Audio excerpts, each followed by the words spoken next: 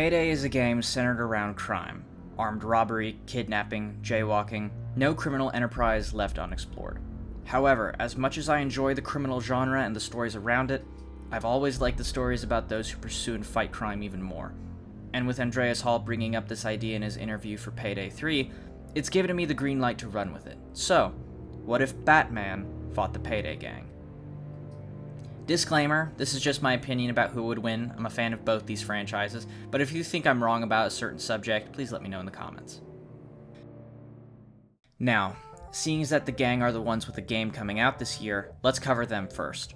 We'll stick to just the core four for this hypothetical, meaning Dallas, Hoxton, Wolf, and Chains. We'll take a look at the gang at their most powerful, giving them weapons, armor, and equipment that fit their typical roles in a typical heist. Dallas, being the mastermind and crew chief, typically uses lightweight armor and automatic weapons, and plays the part of the crew's support by bringing medic bags, so that's how we'll set him up for this fight. Hoxton, being the gang's sharpshooter and a skilled bruiser, also prefers lightweight armor and long-range weaponry, although ever since his stint in prison he's typically moved away from that role in favor of being a more up-close aggressive combatant. Although, at least according to his Payday 3 bio, he may be returning more regularly to his marksman role. So for the sake of weapons diversity, and if I didn't he would just be Dallas again, set up Hoxton with a long-range rifle, close-quarters SMG, and shaped charge mines. Wolf is the gang's technician, and is a violent bipolar psycho with an affinity for power tools. Despite his technician role favoring automatic weapons, Wolf more often than not can be found taking a shotgun into a shootout, and a variety of nail guns, saws, and drills into the skulls of law enforcement officers. That's how we'll set him up. A shotgun, a drill/saw, sentries as his deployable, and due to his on-again, off-again role as the gang's armorer, heavy armor, but not head to toe, somewhere around the flak jacket to combined tactical vest. And last but certainly not least, we have Chains, a no-nonsense heister who takes on the role as the gang's enforcer and muscle when shit hits the fan. In Payday the Heist he acted as the gang's support, however moving forward since Payday 2, he's been the man with the big gun and a bottomless magazine. So we'll set him up with an LMG, a high-powered pistol, heavy armor, and the ICTV and ammo bags. Needless to say, these guys are a dream team of heisters, but that doesn't mean they won't have a challenge when it comes to their opposition. Batman as a character has been around for over 84 years, and in that time he's had a colossal amount of gadgets, fighting styles, and suits. So for the sake of comparison, I'll only be looking at Batman from the Arkham series for this video. These are video games we're talking about, after all. We'll more or less just stick to Batman and Arkham Knight, seeing as that's when he's debatably the strongest in the series.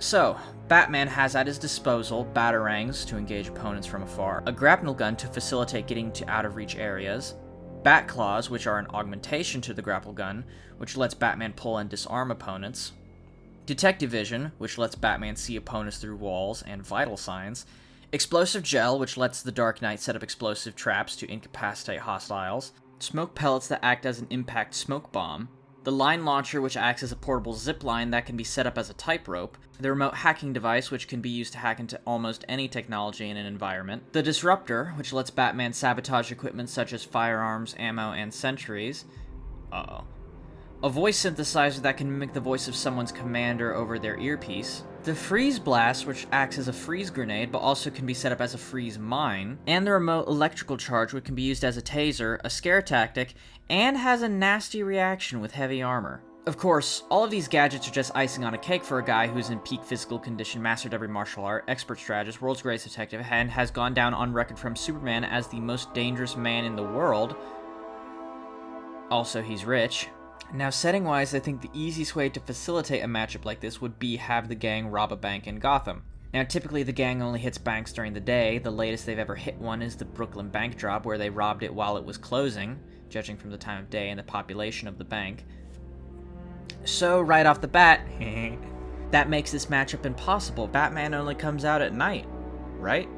While true, when he first started out, Bruce Wayne would only use the identity of Batman at night, and if he found himself in circumstances that needed him in the day, he would use a variety of disguises to conceal his identity.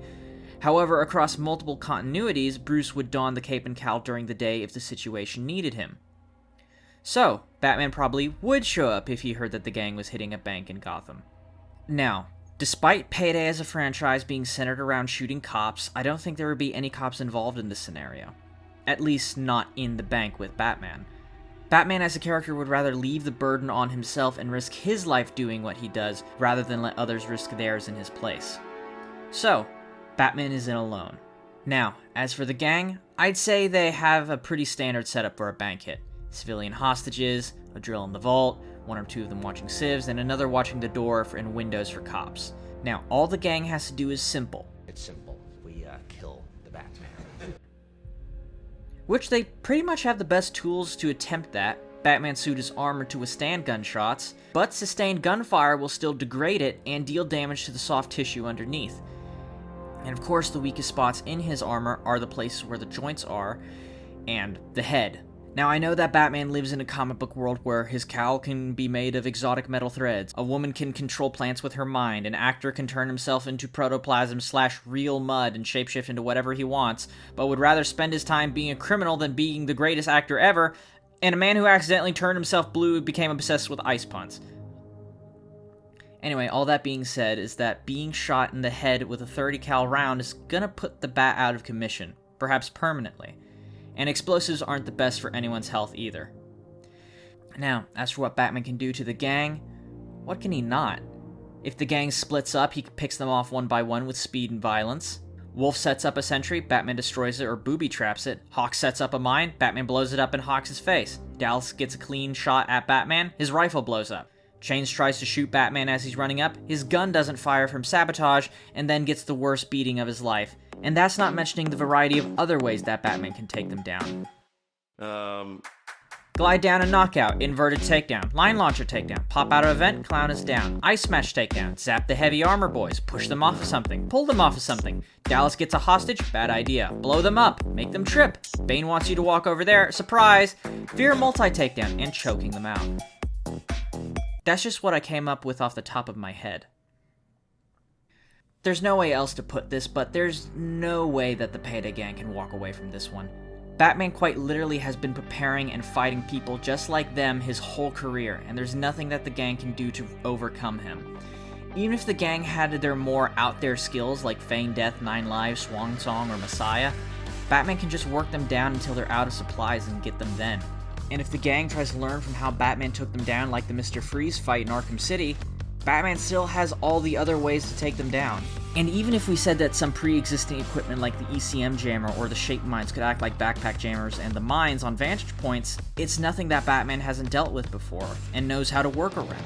But maybe it's alright that the gang doesn't win. After all, Payday wouldn't be around if it wasn't for the Dark Knight inspiring Overkill back in the day to make a love letter to that scene and Heat. And without Heat, The Dark Knight may not be the same movie. During the production of The Dark Knight, Christopher Nolan required the cast and crew to watch Heat to better understand the tone of the movie he wanted to make.